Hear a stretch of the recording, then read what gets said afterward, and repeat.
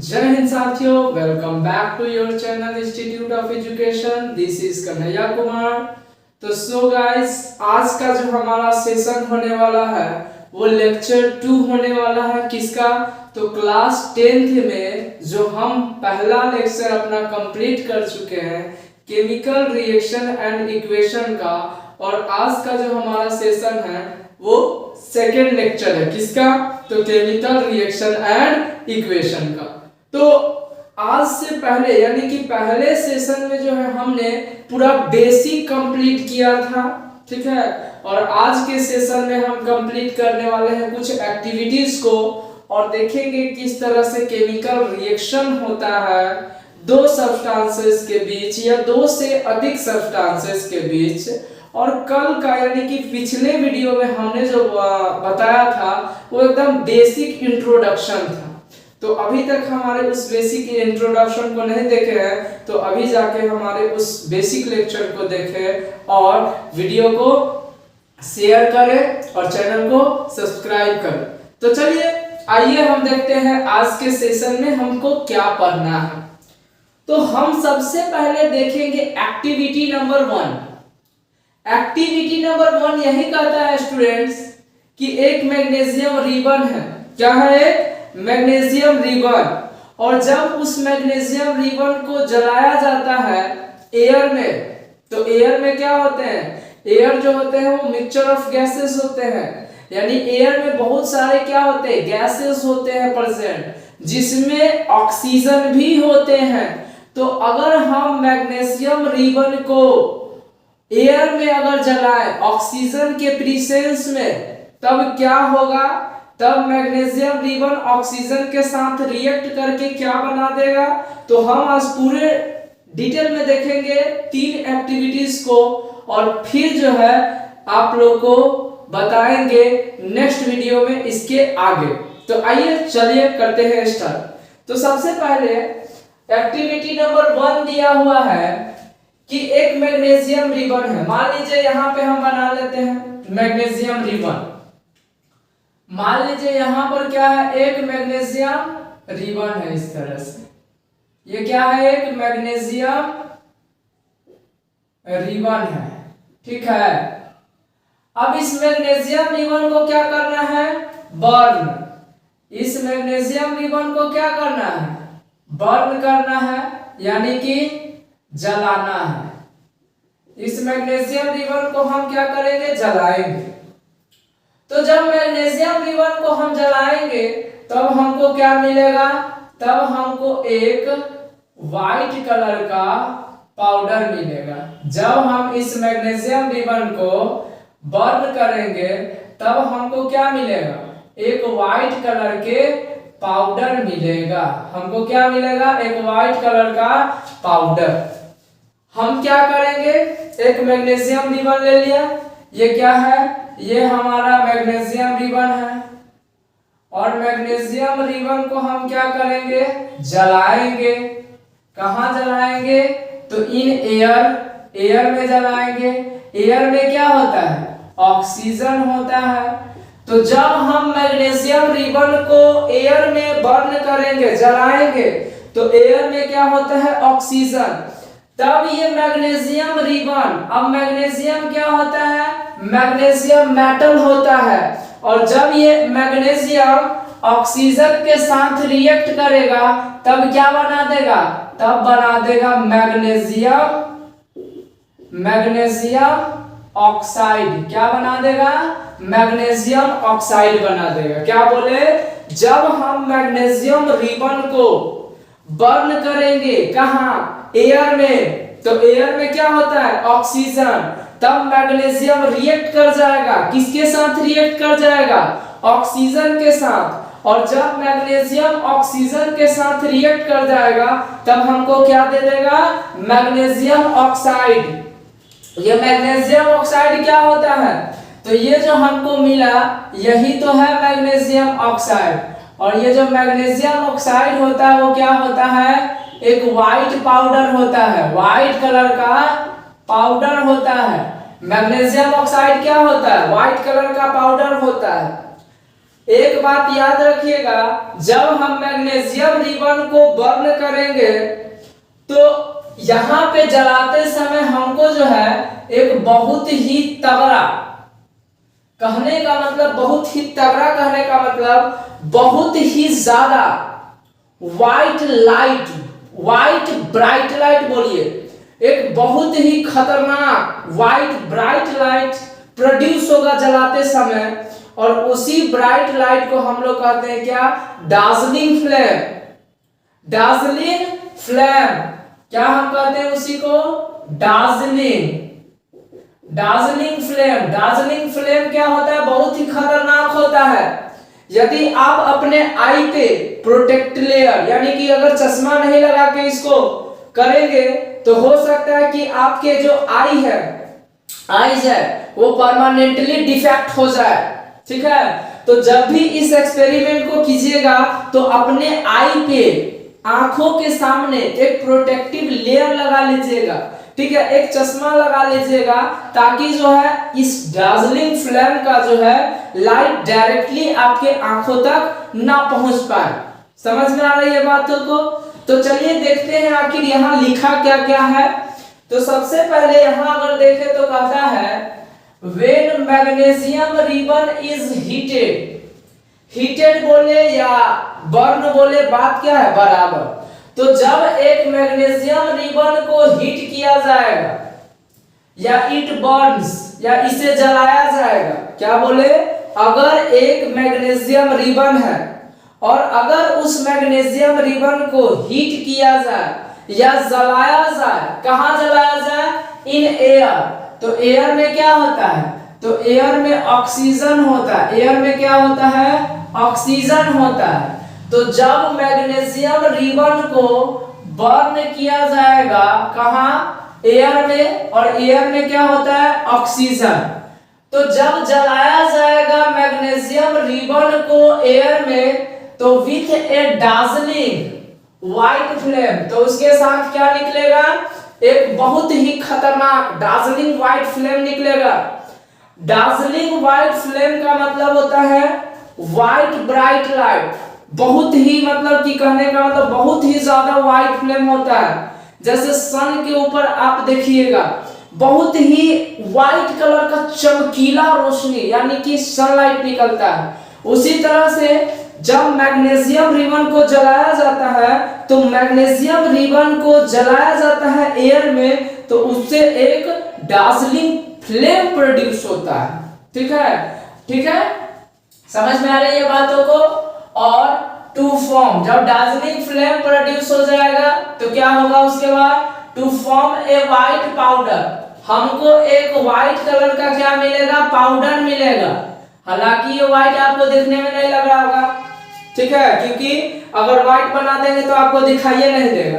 तो सिंपल समझिए, एक व्हाइट कलर का हमको क्या मिलेगा, पाउडर। कब मिलेगा, तो जब हम मैग्नीशियम रिबन को बर्न करेंगे इन एयर, एयर में, तो उसके साथ एक डार्जलिंग फ्लेम निकलेगा। और उस डार्जलिंग फ्लेम के साथ साथ हमको जो नए प्रकार का प्रोडक्ट मिलेगा, नया सब्सटेंस मिलेगा स्टूडेंट, वो एक व्हाइट कलर का पाउडर मिलेगा। क्या मिलेगा, एक व्हाइट कलर का पाउडर मिलेगा। और उस व्हाइट कलर के पाउडर को ही हम लोग कहते हैं कॉल्ड मैग्नीशियम ऑक्साइड। क्या कहते हैं, मैग्नीशियम ऑक्साइडवा कहते हैं। जब हम मैग्नीशियम को जलाएं कहां, एयरवा में, तो जब हम मैग्नीशियम को एयरवा में जलाएं तब हमको क्या मिला, तब उसके साथ एक डार्जलिंग फ्लेम निकलता है और हमको एक नया सब्सटेंस मिला। उस नए सब्सटेंस का नाम क्या है, तो उस नए सब्सटेंस का नाम है मैग्नीशियम ऑक्साइडवा, यानी मैग्नीशियम ऑक्साइड मिला, जो कि किस कलर के होता है, व्हाइट पाउडरवा होता है, एक उजला कलर का पाउडर होता है। समझ में आया बात, यानी कि एक व्हाइट कलर का पाउडर होता है जिसको हम लोग बोलते हैं मैग्नीशियम ऑक्साइड। Magnesium oxide. हमको नहीं लगता है अब इस एक्टिविटी में कोई दिक्कत होगा, जैसे कि एक मैग्नीशियम रिबन था, उस मैग्नीशियम रिबन को क्या किया गया, जलाया गया। तो जब हम उस मैग्नीशियम रिबन को जलाए, कहां जलाए, बर्न किए, एयर में। एयर में क्या होता है, ऑक्सीजन। तो जब एयर में ऑक्सीजन के साथ जला मैग्नीशियम ऑक्साइड, तब उसके साथ एक डार्जलिंग फ्लेम, व्हाइट कलर का डार्जलिंग फ्लेम निकला, और जो हमको नया तरह का सब्सटेंस मिला मैग्नीशियम रिबन को जलाने के बाद, वो एक व्हाइट कलर का पाउडर मिला। और उसी व्हाइट कलर के पाउडर को हम लोग कहते हैं क्या, मैग्नीशियम ऑक्साइड। क्या कहते हैं, मैग्नीशियम ऑक्साइड कहते हैं। ठीक, आइए आगे। एक बात और, मैग्नीशियम रिबन को जलाने से पहले क्या कीजिएगा, तो मैग्नीशियम रिबन को जलाने से पहले सबसे पहले क्लीन कर लीजिए, क्लीन एंड, ठीक है, क्लीन कर लीजिए अच्छी तरह से। सैंड पेपर से उसको घिस घिस कर एकदम पूरी तरह से चकाचक बना दीजिए एकदम, ठीक है। क्यों, क्योंकि उस पे मैग्नीशियम रिबन पे जो भी डस्ट पार्टिकल्स है, या बहुत ही क्या छोटे मोटे, जैसे कि एयर के कांटेक्ट में था तो बहुत सारे गैसों के साथ क्या हुआ है, रिएक्ट कर चुका है। तो उसको पूरी तरह से रब करके सैंड पेपर से साफ कर लीजिए, क्लीन कर लीजिए। किसको क्लीन कर लीजिए, मैग्नीशियम रिबन को। उसके बाद ही उसको जलाना है। तो यहाँ पर एक पॉइंट इंडिकेट किया गया है कि क्लीन मैग्नीशियम रिबन। अब चोटी बांधने वाला रिबन की बात हम नहीं कर रहे हैं। कौन सा रिबन, मैग्नीशियम रिबन। कितना लोग समझ जाएगा, चोटी बांधने वाला, तो चोटी बांधने वाला नहीं, मैग्नीशियम रिबन। तो आप कहेगा सर वो भी रिबन होता है। हाँ जी, जब गांव में विलेज में जाओगे तो, अभी तो नहीं लेकिन पहले के समय में इस्तेमाल किया जाता है। तो याद रखिएगा, सबसे पहले हमको क्लीन करना है। किसको क्लीन करना है, मैग्नीशियम रिबन को क्लीन करना है। किससे क्लीन करना है, सैंड पेपर के द्वारा क्लीन करना है। और क्या करना है, मैग्नीशियम रिबन को रब करके साफ कर लीजिए। किससे, सैंड पेपर से। उसके बाद ही उसको बर्न कीजिएगा। आगे जैसे हम क्या बोले, मैग्नीशियम रिबन को बर्न किया गया। मैग्नीशियम रिबन को बर्न, तो एक तरह से बोल सकते हैं मैग्नीशियम रिबन का रिएक्शन कराया गया। किसमें कराया गया, ऑक्सीजन में। ऑक्सीजन कहाँ होता है, एयर में होता है। क्या बोले, मैग्नीशियम रिबन को जलाया गया ऑक्सीजन में। ऑक्सीजन कहाँ होता है, एयर में। तो जब मैग्नीशियम को ऑक्सीजन में बर्न किया गया, जलाया गया, तब क्या मिला हमको, मैग्नीशियम ऑक्साइड मिला। क्या मिला, मैग्नीशियम ऑक्साइड मिला, जो कि क्या होता है, एक व्हाइट पाउडर होता है। क्या होता है, एक व्हाइट पाउडर होता है। इसका रिएक्शन देखिए, मैग्नीशियम का होता है Mg, मैग्नीशियम का Mg, ऑक्सीजन का O2, यानी कि ये तुम्हारा क्या लिखा हुआ है, इक्वेशन के फॉर्म में लिखा हुआ है, यानी मैग्नीशियम Mg, ऑक्सीजन O2। जब दोनों को रिएक्ट कराया गया तब क्या मिला, MgO, मैंगो नहीं, मैग्नीशियम ऑक्साइड, मैग्नीशियम ऑक्साइड मिला। Mg से मैग्नीशियम, और जब मैग्नीशियम के साथ ऑक्सीजन रिएक्ट किया तो ऑक्साइड बन गया, यानी मैग्नीशियम ऑक्साइड। याद रखिएगा। उसके बाद कहता है कि जो मैग्नीशियम ऑक्साइड है, इकाबा, तो ये एक व्हाइट कलर के पाउडर होला। ठीक है, मैग्नीशियम ऑक्साइड क्या है, एक व्हाइट कलर का पाउडर है। तो याद रखिएगा, magnesium oxide is a white powder. Magnesium oxide is a white powder. Magnesium oxide क्या है, एक व्हाइट पाउडरवा है। मैग्नीशियम ऑक्साइड क्या है, एक व्हाइट पाउडर है। आगे देखिए, द डार्जलिंग फ्लेम, जो डार्जलिंग फ्लेम निकलता है, किससे निकलता है, तो जब मैग्नीशियम रिबन को जलाते हैं एयर में तो क्या निकलता है, डार्जलिंग फ्लेम निकलता है। और उस डार्जलिंग फ्लेम को हम लोग क्या कहते हैं, वेरी ब्राइट व्हाइट लाइट, मतलब बहुत ही चमकीला लाइट होता है, जिससे आंख पूरी तरह से डैमेज हो सकता है। तो डार्जलिंग फ्लेम निकलता है और उस डार्जलिंग फ्लेम को ही हम लोग कहते हैं वेरी ब्राइट व्हाइट लाइट। समझ में आया एक्टिविटी नंबर 1। चलिए अब बात करते हैं एक्टिविटी नंबर 2 का, यानी 1.2।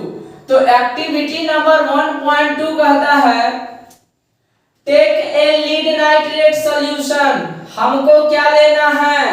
तो हमको लीड नाइट्रेट सॉल्यूशन लेना है। यानी आपको दिख रहा होगा ये बीकर 1 है और ये बीकर 2 है। ये दोनों बीकर 1 2 में क्या रखे हुए हैं? नींबू पानी? नहीं नहीं, नींबू पानी नहीं है।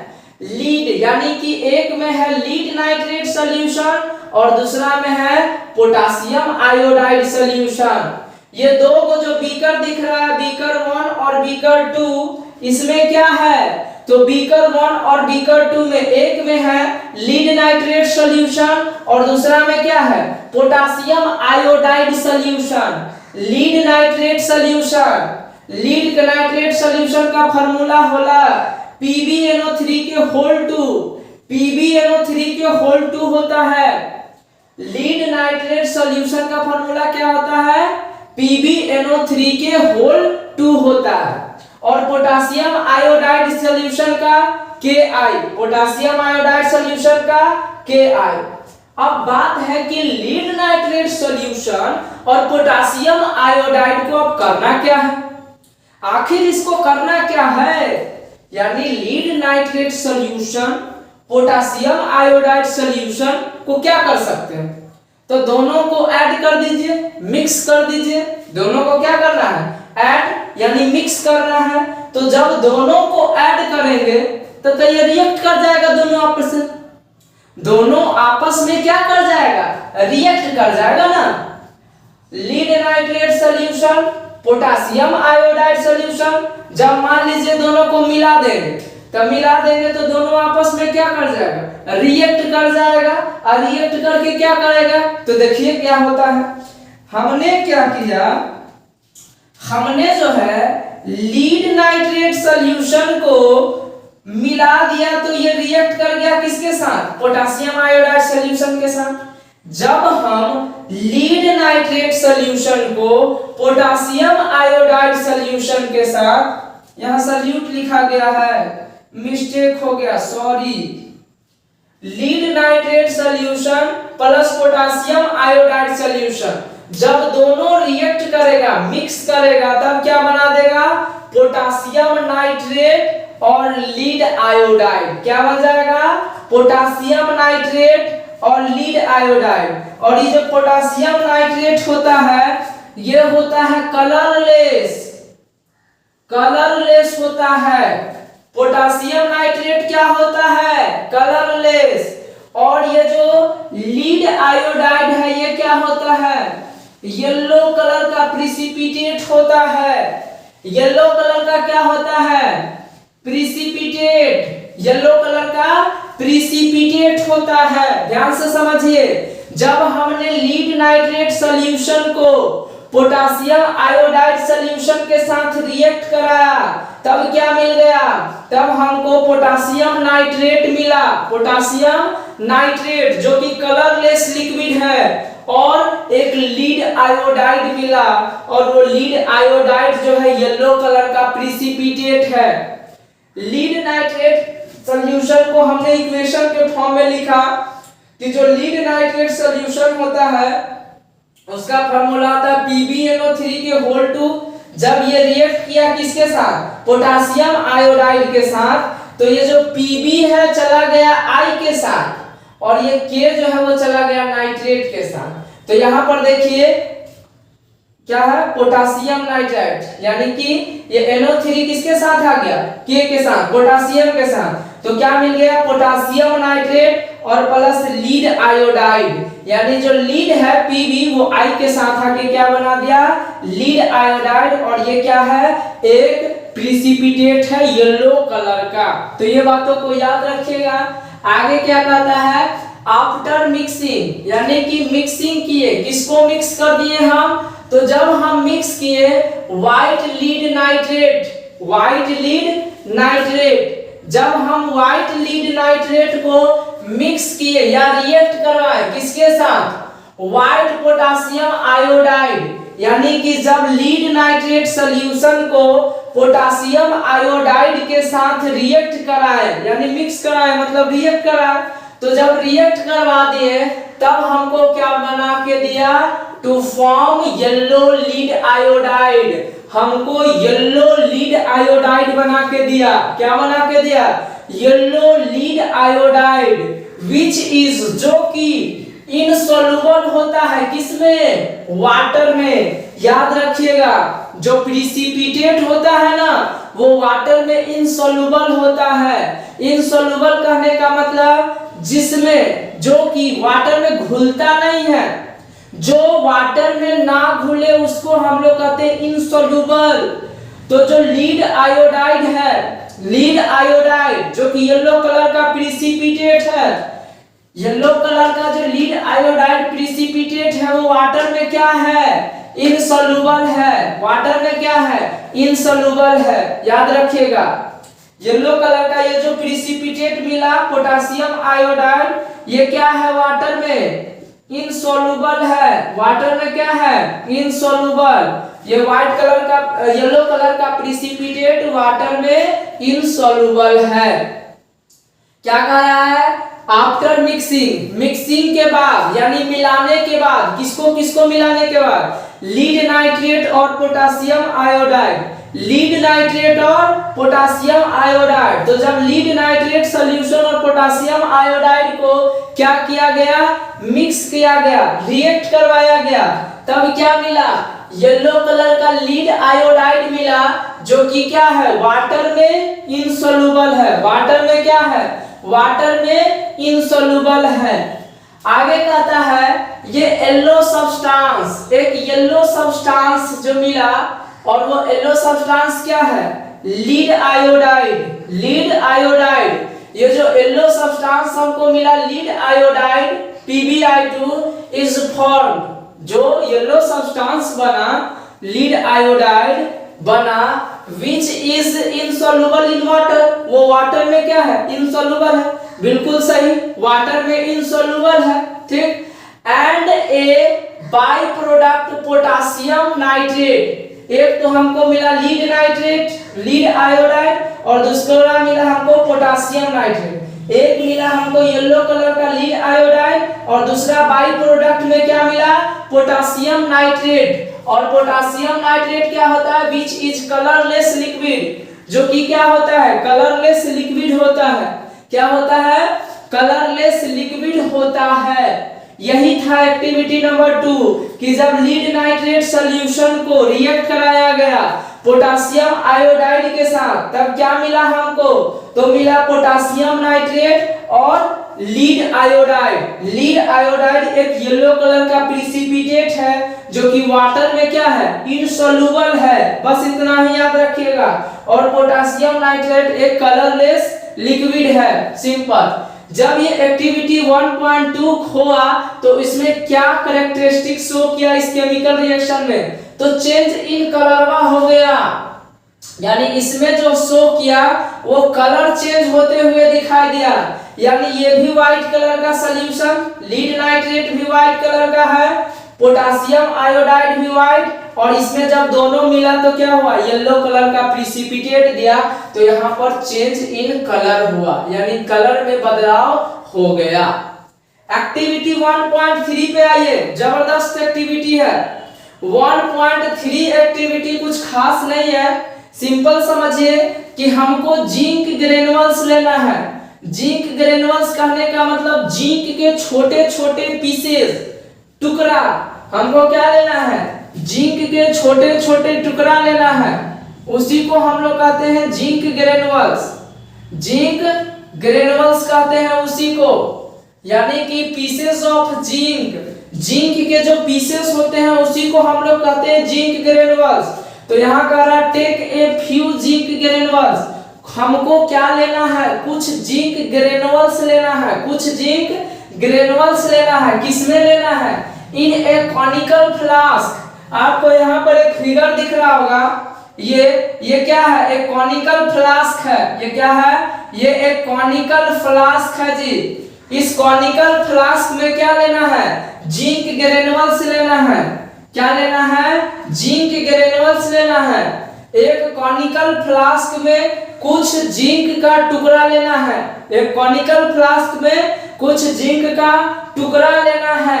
उसके बाद कहता है ऐड, और उस फ्लास्क में जिंक का टुकड़ा लेने के बाद, जिंक ग्रेन्युल्स लेने के बाद उसमें क्या ऐड करना है, तो एक एसिड को ऐड करना है, डाइल्यूट एसिड। अब वो डाइल्यूट एसिड क्या हो सकता है, हाइड्रोक्लोरिक एसिड भी हो सकता है और सल्फ्यूरिक एसिड भी हो सकता है। डाइल्यूट एसिड में क्या हो सकता है, तो डाइल्यूट एसिड में हाइड्रोक्लोरिक एसिड भी हो सकता है, सल्फ्यूरिक एसिड भी हो सकता है। यानी कि हमने क्या किया, जिंक ग्रेन्युल्स ले लिया। क्या ले लिया हमने, मान लीजिए कॉनिकल फ्लास्क है, इस कॉनिकल फ्लास्क में हमने क्या किया, जिंक ग्रेन्युल्स ले लिया। जिंक ग्रेन्युल्स लेने के बाद हमने क्या किया, जिंक ग्रेन्युल्स लेने के बाद इसमें हम क्या कर देंगे, मिक्स कर देंगे, डाल ऐड करेंगे। क्या ऐड करेंगे, dilute acid. Dilute acid, dilute acid में क्या हो सकता है, तो डाइल्यूट एसिड में या तो वो एसिड हाइड्रोक्लोरिक एसिड हो सकता है, HCl हो सकता है, और नहीं तो सल्फ्यूरिक एसिड हो सकता है। सल्फ्यूरिक एसिड मतलब H2SO4, और ये दोनों जो होता है स्ट्रॉन्ग एसिड होता है। HCl और H2SO4 क्या होता है, स्ट्रॉन्ग एसिड होता है, और ये दोनों क्या है, डाइल्यूट एसिड। तो जिंक ग्रेन्युल्स लेने के बाद कॉनिकल फ्लास्क में कुछ जिंक ग्रेन्युल्स लेना है, और उस जिंक ग्रेन्युल्स में हम क्या ऐड करेंगे, या तो डाइल्यूट हाइड्रोक्लोरिक एसिड हो सकता है, नहीं तो सल्फ्यूरिक एसिड, आपकी मर्जी, आप जो ऐड कर सकते हो। नेक्स्ट कहता है इस एक्टिविटी को करने के लिए क्या क्या मटेरियल की जरूरत है, what do we need materials, क्या क्या मटेरियल की जरूरत है हमको इस एक्टिविटी को करने के लिए। तो जिंक ग्रेन्युल्स चाहिए सबसे पहले, जिंक का टुकड़ा, कॉनिकल फ्लास्क चाहिए। क्यों, क्योंकि कॉनिकल फ्लास्क में हम जिंक का टुकड़ा डालेंगे। उसके बाद बीकर, बीकर क्यों, क्योंकि उस बीकर में एसिड रखा हुआ होना चाहिए। जैसे कोई कॉनिकल फ्लास्क है, उसमें क्या है, जिंक ग्रेन्युल डाला हुआ है, उस जिंक ग्रेन्युल में हम क्या डालेंगे, उस बेकर में जो रखा हुआ है डाइल्यूट एसिड, उसको हम उस कॉनिकल फ्लास्क में डालेंगे ताकि वो जिंक ग्रेन्युल के साथ रिएक्ट कर सके। और लास्ट में क्या लेना है हमको, वो डाइल्यूट एसिड होना चाहिए, हाइड्रोक्लोरिक नहीं तो सल्फ्यूरिक एसिड, हाइड्रोक्लोरिक एसिड नहीं तो सल्फ्यूरिक एसिड। हम लोग जो इस्तेमाल करेंगे वो हाइड्रोक्लोरिक एसिड यानी कि HCl का प्रयोग करेंगे, हाइड्रोक्लोरिक एसिड का प्रयोग करेंगे। हम लोग किसका प्रयोग करेंगे इस एक्टिविटी में, हाइड्रोक्लोरिक एसिड का प्रयोग करेंगे। आगे देख रहे हैं फिगर में, देखिए एक बीकर है जिसमें हाइड्रोक्लोरिक एसिड डाला हुआ है। उसके बाद ये क्या है, ऑलरेडी एक्टिविटी किया हुआ है, जिंक ग्रेन्युल डाला गया है, उसमें HCl हाइड्रोक्लोरिक एसिड देखिए यहाँ पे ऐड किया गया है, हाइड्रोक्लोरिक एसिड इसमें ऐड किया गया है। उसके बाद ऐड करने के बाद क्या कहता है, ध्यान से आप समझिएगा, जिंक ग्रेन्युल्स इन ए कॉनिकल फ्लास्क, कॉनिकल फ्लास्क में जिंक ग्रेन्युल डाल दिया गया है, जिंक का टुकड़ा डाल दिया गया है कॉनिकल फ्लास्क में।